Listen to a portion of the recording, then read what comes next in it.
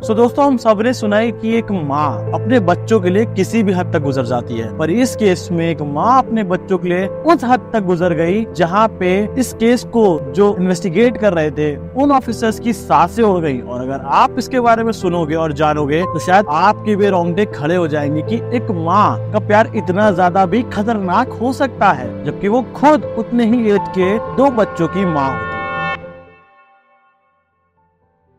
लुधियाना के शिमलापुरी गांव में इंडियन रिजर्व पुलिस फोर्स के 3rd बटालियन में तैनात हरप्रीत सिंह शिमलापुरी गांव से थोड़ी दूर गिल गांव में जो वहां के सरपंच थे उनके सिक्योरिटी के इंचार्ज थे। और वहीं पे शिमलापुरी में उनकी फैमिली के साथ वो एकदम बढ़िया लाइफ स्पेंड कर रहे होते थे।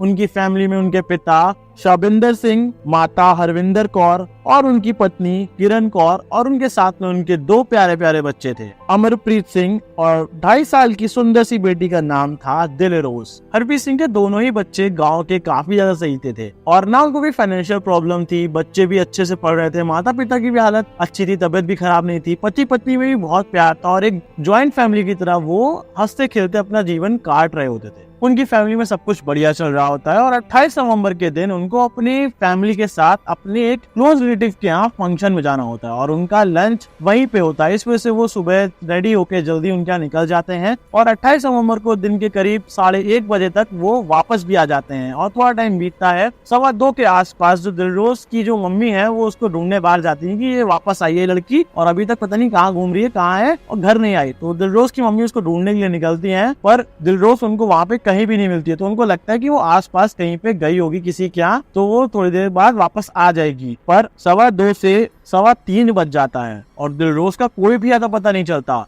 और वहाँ पे उनकी जो मदर हैं किरण कौर, वो काफी ज्यादा नर्वस हो जाती हैं और परेशानी उनकी एकदम आसमान पे पहुंच जाती है कि उनकी 2.5 साल की बेटी अभी तो फंक्शन के बाद आके बाहर खेल रही थी, अब कहाँ चली गई। तो वो सब ढूंढने के लिए बाहर निकलते हैं और क्योंकि फैमिलीज इतनी पास पास रहती है वहाँ पे कि गाँव वाले भी जो है वो भी ढूंढने लगते हैं और सब बताते हैं कि अभी तो वो बाहर ही खेल रही थी, अभी पता नहीं कहाँ से चली गई, एकदम से कहाँ गायब हो गई। दिलरोज के पापा थे वो 3rd battalion of Indian reserve police में कांस्टेबल थे, सीनियर कांस्टेबल थे। इस वजह से पुलिस भी रिपोर्ट है वो दर्ज कर लेती है और वो लोग लगभग 3:30 बजे तक पुलिस स्टेशन में जाके बता देते हैं कि ऐसा ऐसा हुआ, उनकी बेटी कहीं पे भी नहीं मिल रही है। और पुलिस वाले बिना टाइम वेस्ट करे 3:30 बजे तक वापस आ जाते हैं, उनके घर के आसपास लोगों से पूछते हैं और सीसीटीवी फुटेज देखते हैं। वहाँ पे ज्यादा सीसीटीवी फुटेज नहीं थे बट जो दिखा उसमें उनको कुछ ऐसा दिखा जिसके देख के उन सबके रोंगटे खड़े हुए।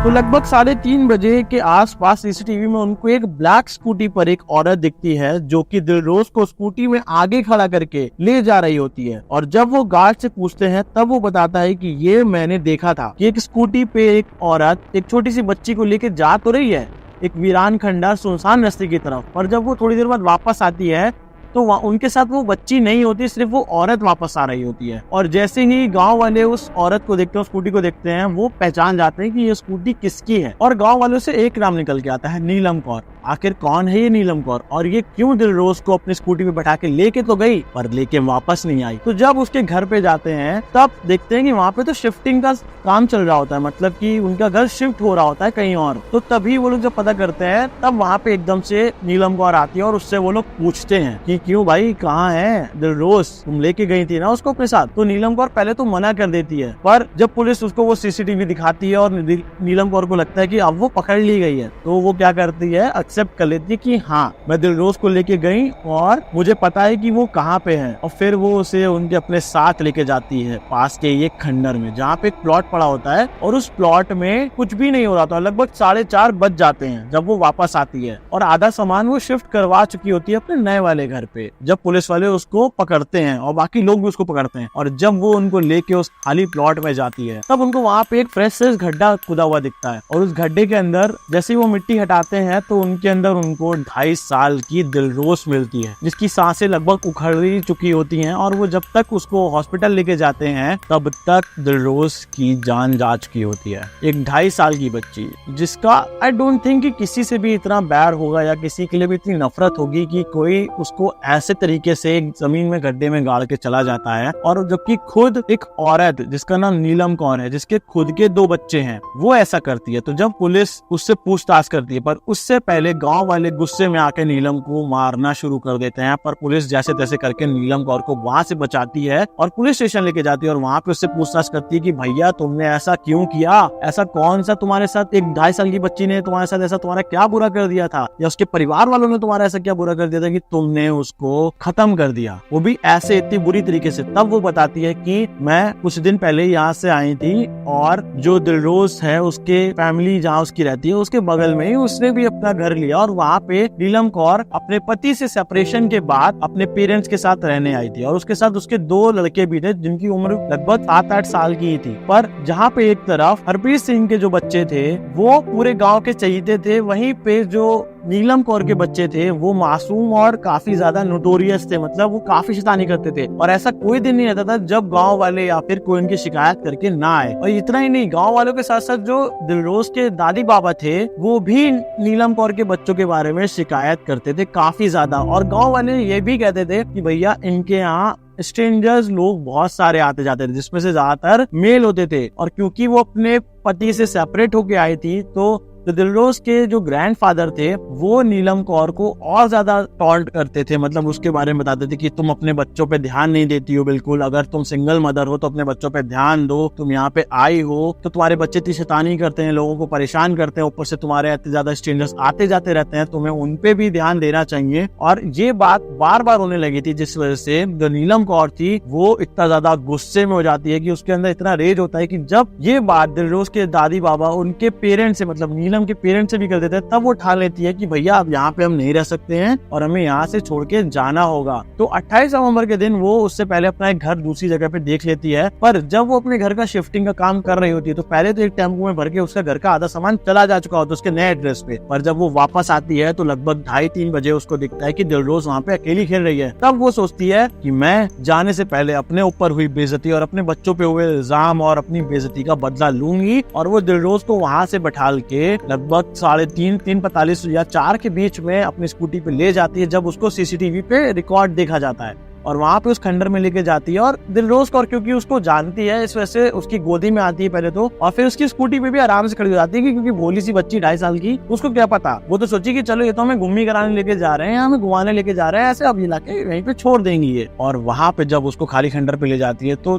इतना गुस्सा होता है नीलम के अंदर कि वो एक पत्थर, घर बनाने वाला पत्थर जिसको ईंट बोलते हैं, आप लोग भी ईंट बोलते होंगे, उससे दिलरोज के सर पे हमला करती है। और उसकी वजह से दिलरोज कस कस के चिल्लाने लगती है और वो चिल्लाने का शोर कोई सुन ना ले, इस वजह से नीलम कौर दिलरोज के मुंह में मिट्टी भरने लगती है। और तब तक मिट्टी भरती है जब तक दिलरोज की आवाज के साथ साथ उसकी सांसें भी उखड़ना शुरू नहीं हो जाती हैं। और जल्दबाजी में वहीं पे गड्ढा खोदती है और उसको गड्ढा खोदने में 45 से 40 मिनट लग जाते हैं और 4 बज चुका होता है जब तक पुलिस वाले उसके बारे में घर पे ढूंढना शुरू कर देते हैं। मतलब एक तरफ पुलिस वाले उसको देख चुके हैं कि ये लड़की लेके गई है और वहीं पर नीलम कौर तब भी दिलरोज को के लिए गड्ढा खोद रही होती है और उसको उस गड्ढे में डाल के मिट्टी डाल के उसके ऊपर से मुंह पे मिट्टी डाल के चेक भी नहीं करती कि वो जिंदा है कि मर चुके, मतलब उसको जिंदा ही उस गड्ढे के अंदर बंद कर देती है मिट्टी डाल के। और जब वो आराम से घर जाती है उसको सोचती है अभी थोड़ी पकड़े जाएंगे, आराम से पकड़े जाएंगे हम तो। पर सीसीटीवी और वो गार्ड उसको पहचान लेता है, लोग उसको पहचान लेते और पुलिस को इतना मुश्किल हो जाता है उस भीड़ से बचाना नीलम को कि वो मरते मरते बचती है। फिलहाल तो उसका वो केस चलता है और उसको फांसी की सजा हो जाती है क्योंकि उसने ऐसा ब्रूटल क्राइम किया है। और सबसे बड़ी बात, जब नीलम कौर का भाई वहां पे आता उसको कुछ नहीं पता होता, पर गांव वाले उसे भी पीटने लगते हैं गुस्से में।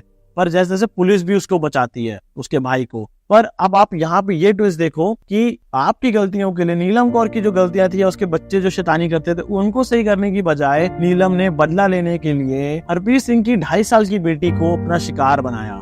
और जब कोर्ट में उसको फांसी की सजा दी गई इस घोर क्राइम के लिए कि वो खुद एक मदर है, तब उसने सबसे पहली चीज पता क्या बोली कि अगर मुझे आप प्लीज फांसी की सजा मत दो, अगर मुझे साथ हो जाओगे तो मेरे बच्चे को कौन संभालेगा, कौन मेरे बच्चों को ख्याल रखेगा, मेरे बच्चे अकेले कैसे रहेंगे। वो ये तब बोल रही है जब उसने एक दूसरी माँ की 2.5 साल की बेटी को नहीं छोड़ा। और ये केस पूरे शिमलापुरी को चौंका देता है। पुलिस वाले भी सोचते हैं कि ये खुद एक माँ है और वो दूसरे के बच्चों के साथ ऐसा कर देती है।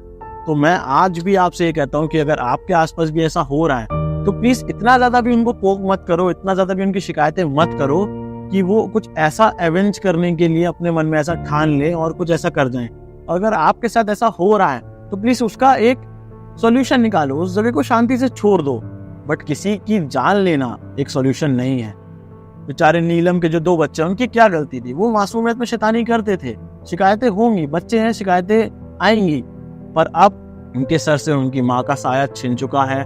हरप्रीत सिंह की फैमिली ने अपनी 2.5 साल की मासूम बिटिया को खो दिया है। उसका कंक्लूजन कुछ भी नहीं निकला। तो आज की वीडियो के लिए बस इतना ही। और हाँ, तो अगर आप चैनल पर नए हो और अगर आपको ऐसी ट्रू क्राइम वीडियोस देखने का मन करता है, कॉन्स्पिरेसी वीडियोस देखने का मन करता है, तो चैनल को चेकआउट करो, लाइक करो, शेयर करो, सब्सक्राइब करो। अच्छी लगे तो लाइक करो, एक कमेंट जरूर छोड़ के जाना प्लीज अगर आप यहाँ तक देख रहे हो।